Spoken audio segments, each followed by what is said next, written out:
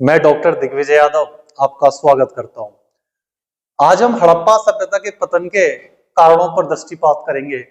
जैसा कि last lecture था उसमें मैंने हड़प्पा सभ्यता के पतन के संदर्भ में आपको आर्य आक्रमण के सिद्धांत के बारे में बताया था। आज हम हड़प्पा सभ्यता के पतन के संदर्भ में इन 8 कारणों का अध्ययन करेंगे। लेकिन उससे पहले हम कुछ क्वेश्चंस देखते हैं जिनके माध्यम से हम हड़प्पा सभ्यता को और उसके पतन को समझने का प्रयास करेंगे। तो चलिए शुरू करते हैं। हड़प्पा सभ्यता के अंत के संदर्भ में सर्वप्रथम कुष्ठ रोग का साक्ष्य कहां से प्राप्त हुआ था? ऑप्शन है कालीबंगा, मोहनजोदड़ो, रंगपुर, बालाथल। इसी प्रकार दूसरा क्वेश्चन है कि गुरदीप सिंह के द्वारा 1971 में किए गए पराकड़ विश्लेषण में राजस्थान की कौन सी झील शामिल नहीं थी? लूणकरणसर, डीडवाना, सांभर, पंचपदरा। तीसरा क्वेश्चन है हमारा, हड़प्पा जैसी विकसित सभ्यता कम उन्नत जंगली खनापदोष संस्कृतियों के द्वारा निगल ली गई, यह सिद्धांत किस इतिहासकार के द्वारा प्रतिपादित किया गया? वीएन मिश्रा, धर्मपाल अग्रवाल, दिलीप कुमार चक्रवर्ती अथवा श्री रत्नाकर। तो अब हम कारणों पर दृष्टिपात करते हैं कि कौन कौन से सिद्धांत किस किस विद्वानों के द्वारा दिए गए। देखिए, हड़प्पा सभ्यता के पतन के लिए ये 8 कारण उत्तरदायी है और इन 8 कारणों का विश्लेषण और प्रतिपादन अलग अलग हिस्टोरियंस या दूसरे शब्दों में कहें तो आर्कियोलॉजिस्ट के द्वारा किया गया है।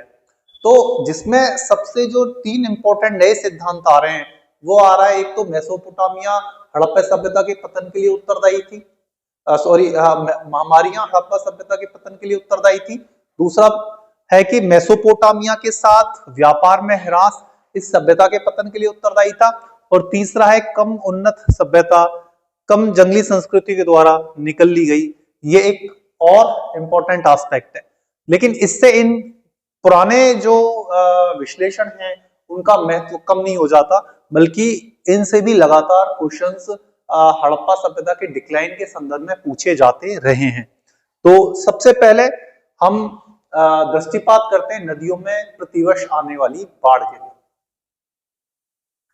तो जैसा कि हमें पता है कि हड़प्पा सभ्यता के जो शहर थे वो नदियों के अधिकांश नदियों के किनारे ही बसे हुए थे। तो सबसे पहले जॉन मार्शल ने ये अपनी पुस्तक मोहनजोदड़ो एंड इंडस सिविलाइजेशन में इस बात का प्रतिपादन किया कि मोहनजोदड़ो जैसे महान शहर का विध्वंस सिंधु नदी में आने वाली बाढ़ के कारण हुआ था, क्योंकि मार्शल को जो है वहां खुदाई में बाढ़ के साक्ष्य स्पष्ट रूप से प्राप्त हो रहे थे। इसी प्रकार सिंधु और सहायक नदियों के द्वारा मार्ग परिवर्तन, ये एक इंपॉर्टेंट टॉपिक्स था जिस पर 1892 में एच.जी. ग्रेवर्टी ने अपने शोध पत्र the Mihran of the Sindh and its tributary में ये बताने का प्रयास किया कि सप्त सैंधव क्षेत्र की जो 5 नदियां थी उनमें से महान परिवर्तन का दौर देखा है, अर्थात ये नदियां बार बार अपना मार्ग परिवर्तन करती हैं और इतना ज्यादा परिवर्तित करती हैं कि इसके जो किनारे बसे शहर थे कई बार वो 30-30, 40-40 किलोमीटर दूर वर्तमान से प्राप्त होते हैं, और जिसके बारे में हमें अर्नेस्ट मैके स्पष्ट रूप से संकेत करते हैं। अर्नेस्ट मैके ने चन्हूदड़ो की खुदाई करी थी, हम सभी परिचित हैं, और उनकी बुक का नाम है अर्ली इंडस सिविलाइजेशन। अर्नेस्ट मैके को चन्हूदड़ो में स्पष्ट रूप से बाढ़ के साक्ष्य प्राप्त हुए थे। लेकिन एक बात और बहुत इंपॉर्टेंट कहते हैं, वो कहते हैं कि as the present the Indus flows some 12 miles west of the mounts, but an ancient river bed show it was one time only 3 miles distant. Our excavation indicate that the city was probably actually on the bank of the main Indus river on an important branch of it. ये स्पष्ट बहुत important बात कह रहे हैं Ernest मैके कि वर्तमान में जो सिंधु नदी है वो चन्हूदड़ो से 12 मील या दूसरे शब्दों में कहें तो लगभग 30 किलोमीटर दूर जा चुकी है। लेकिन जब ये शहर आबाद था, जब ये शहर बसा हुआ था, तो ये इस शहर के जस्ट पास से होकर ये नदी बहा करती थी। तो जब नदियां इतने बड़े पैमाने पर अपना मार्ग परिवर्तन कर रही हैं, लगातार बाढ़ ला रही हैं, तो कैसे ये शहर और उनके निवासी आबाद रह सकते थे? इसी बात पर ध्यान दिया है एस.आर. राव ने, जिन्होंने लोथल की खुदाई करी थी, और उनकी पुस्तक का नाम है लोथल ए हड़प्पन पोर्ट टाउन, जिसमें वो हड़प्पा के उनकी बुक से ही ये रेफरेंस लिया गया है कि मैच्योर हड़प्पन पीरियड और लेटर हड़प्पन पीरियड, ये 5 फेज थे उसके, और इन 5 फेज में लोथल में बाढ़ के साक्ष्य प्राप्त होते हैं। और ये जैसे ये सारा बाढ़ का साक्ष्य जो है वो एस.आर. राव को लोथल से प्राप्त हुआ, और एस.आर. राव इस बात पर बड़ा बल देते हैं कि जो इसका लास्ट फेज था, जो 5th फेज था, उस वक्त इतनी विशालकाय बाढ़ आई थी जो ऐसा प्रतीत होता है कि सिंधु के मैदान से लेकर लोथल तक फैली हुई थी, जिसने उस समूचे क्षेत्र में सभ्यता को नष्ट करने में बहुत महत्वपूर्ण भूमिका निभाई। अब हम नेक्स्ट कारण पे चलते हैं, प्लेट विवर्तनी का सिद्धांत।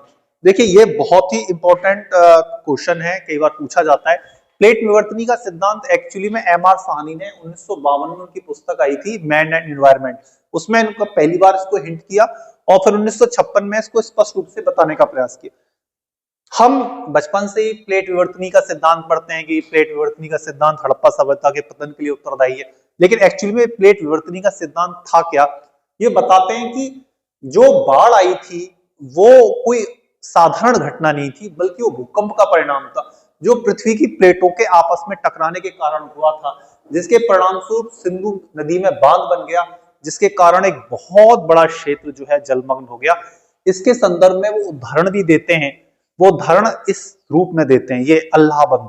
वो कहते हैं कि 1819 में इसी टेक्टोनिक घटना के कारण कच्छ में सिंध के पूर्वी चैनल पर एक बंध या बांध का निर्माण हुआ था, जिसको अल्लाह बंध कहा जाता है, और ये उन्हीं की बुक से, एम.आर. साहनी की बुक से लिया गया है, जिसमें स्पष्ट बता रहे हैं कि 1819 में जो अर्थक्वेक आया था उसने कैसे कच्छ के क्षेत्र में अल्लाह बंध का निर्माण किया। तो उनको इससे साक्ष्य मिलता है कि उस काल में भी निश्चित रूप से ऐसा ही प्लेट विवर्तनी की परिस्थितियां घटी होंगी, जिसने इस क्षेत्र में एक विशालकाय झील का निर्माण कर दिया, जिससे कि इस सभ्यता के बहुत सारे शहर उसके अंदर डूब गए। इस सिद्धांत का समर्थन जो है वो राइक्स, डेल्स और टी.एच. लैम्ब्रिक के द्वारा अलग अलग अनुसंधान विधियों के माध्यम से किया गया है। आगे चलें नेक्स्ट सिद्धांत की तरफ। अत्यधिक जल नहीं बल्कि नदियों में जल की कमी भी इस सभ्यता के पतन के लिए उत्तरदायी थी। ये बहुत ही इंपॉर्टेंट जो खोज की थी वो रफीक मुगल ने की थी, जिनकी पुस्तक का नाम है consequences of river change for the settlement of Harappan site in Cholistan. जैसे कि मैंने आपको पहले भी बताया कि रफीक मुगल जो थे वो चोलिस्तान में हड़प्पा स्थलों को खोजने वाले सबसे महत्वपूर्ण व्यक्ति थे, और उन्होंने अपने रिसर्च में इस बात को स्पष्ट किया, जो कि हम यहाँ देख रहे हैं कि किस प्रकार लेट हड़प्पन जो स्थल है उनकी संख्या में भारी गिरावट आई है मैच्योर हड़प्पन स्थलों की तुलना में, क्योंकि वो इस बात पर बल देते हैं कि घग्गर नदी जो चोलिस्तान में होकर बहती थी उसकी सहायक नदियां यमुना और सतलज थी, लेकिन प्लेट विवर्तनी के कारण सतलज सिंधु में मिल गई, जबकि यमुना गंगा में मिल गई, और घग्गर एक छोटी सी धारा के रूप में रह गई 1800 ईसा पूर्व के आसपास, जिसके कारण इस क्षेत्र में जो चोलिस्तान का क्षेत्र था उसमें उत्तर हड़प्पाई काल में स्थलों की संख्या में भारी गिरावट आती है। और ये बात अपने इस अनुसंधान के माध्यम से रफीक मुगल स्पष्ट करते हैं। नेक्स्ट कारण पर देखें, हड़प्पा सभ्यता के लिए जलवायु परिवर्तन की परिस्थितियां उत्तरदायी थी। वैसे एक्चुअली में जलवायु परिवर्तन का जो सिद्धांत है वो कई रूप में सामने आता है, जो गुरदीप सिंह की वर्धित शुष्कता के रूप में भी सामने आता है, लेकिन इसका सबसे पहले हिंट जो दिया था वो जॉन मार्शल ऑलस्टाइन के द्वारा दिया गया था। वो दोनों इस बात को देख रहे थे कि जो जिस दौर में खुदाई कर रहे थे, या जिसको हम वर्तमान का दौर भी कह सकते हैं, उनका मानना था कि हड़प्पा के समय में ये क्षेत्र अधिक आर्द्र था, अधिक नमी वाला था, और वर्तमान में ये क्षेत्र बहुत शुष्क है। इसका मतलब जलवायु परिवर्तन हुआ है, और इसकी पुष्टि वो 3 प्रकार से करते हैं। पहली बात तो उनको बलूचिस्तान में से गहरे बांधों का साक्ष्य मिला था, जिनका निर्माण तभी संभव था हड़प्पा काल में जब भारी वर्षा हुई। तीसरा, हड़प्पा में ईंटों को जो है धूप में नहीं पकाया गया था क्योंकि मौसम आर्द्र रहता था, बल्कि उनको किसमें, अग्नि में पकाया गया था। यदि आज का दौर होता तो शायद इतनी गर्मी पड़ती है सिंध के क्षेत्र में कि वो नेचुरली भी पक सकती थी, लेकिन उनको अग्नि में जलाया गया है। तीसरा, उनकी मोहरों पर ऐसे पक्षुओं के साक्ष्य मिलते हैं जो कि आर्द्र क्षेत्र से संबंध रखते थे, जैसे कि गैंडा, जो सिंधु क्षेत्र में अब कहीं पाए ही नहीं जाते, इसका मतलब सिंधु की जो जलवायु थी उस वक्त कहीं आर्द्र थी और उसके बाद जलवायु परिवर्तन हुआ, जिसकी वजह से ही आज वहां का वातावरण काफी शुष्क है। लेकिन ये सीधा कोरिलेटेड नहीं कर पा रहे थे। इसके बारे में जो महत्वपूर्ण अनुसंधान किया वो गुरदीप सिंह का था, जिन्होंने गुरदीप सिंह अपने research paper Indus valley culture में राजस्थान की 4 झीलों सांबर, डीडवाना, लूणकरण और पुष्कर के पराकष्ट विश्लेषण के आधार पर इस निष्कर्ष पर पहुंचते हैं कि 1800 ईसा पूर्व के आसपास इस क्षेत्र में वर्षा में की मात्रा में भारी कमी आती है और ये इस क्षेत्र के लिए बेहद नकारात्मक एवं घातक सिद्ध होती है।